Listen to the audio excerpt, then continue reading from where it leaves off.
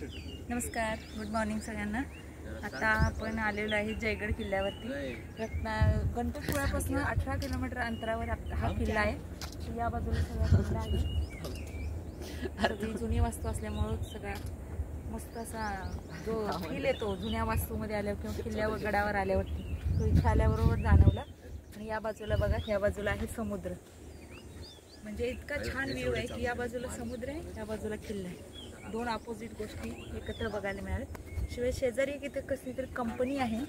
ती एक मोठी वास्तू इथं आल्यापासून ही एक मोठी वास्तू मला इथे बघायला मिळाली। आणि या किल्ल्यावर तुम्हाला दाखवते मी काय काय।